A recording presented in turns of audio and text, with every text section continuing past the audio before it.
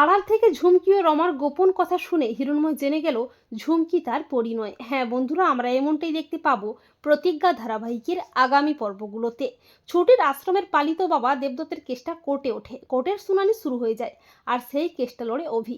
রমা কাঞ্জিলালের উকিল দেবদত্তকে খুনি প্রমাণ করার জন্য উঠে পড়ে লাগে। আর ঝুমকি অভির ভয়ে নিজে কোর্টে মিথ্যে সাক্ষী দিতে না এসে হিরণময়ের কাছে মিথ্যে নাটক করে হিরণময়কে কোর্টে পাঠিয়ে দেয়। আর হিরণময়ও ঝুমকির মিথ্যে নাটকে গলে গিয়ে কোর্টে এসে বলে আমার মেয়ে পরি অসুস্থ, তাইও আসতে পারেনি। আর অভি দেবদত্তকে নির্দোষ প্রমাণ করার জন্য মরিয়া হয়ে ওঠে। আর হিরণময় ঝুমকির মিথ্যে নাটকগুলোকে বিশ্বাস করে অভিকে ভুল বুঝে কথা শোনাতে থাকে। তবে অভিও হিরণময়কে যোগ্য জবাব দেয়।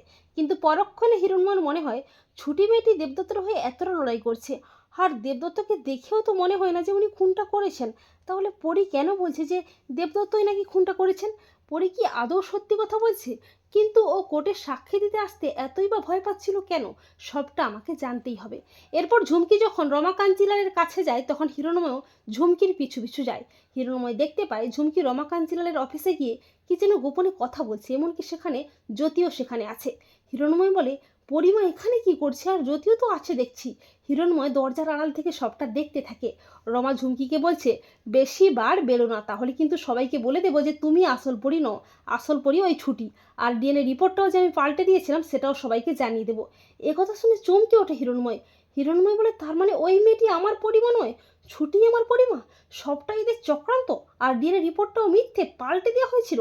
এসবের পেছনে জ্যোতিও আছে, আর নয়। এবারে সব সত্যি সবার সামনে এনে সবকটাকে জেলে পাঠিয়ে আমার পরিমাকে আমার কাছে ফিরিয়ে আনবই। তো বন্ধুরা, তোমরাও এটাই চাও তো যে আড়াল থেকে ঝুমকি আর আমার গোপন কথা শুনেই হোক বা যেভাবেই হোক হিরণময় যেন জানতে পারে যে ওই ঝুমকি তার পরিণয়?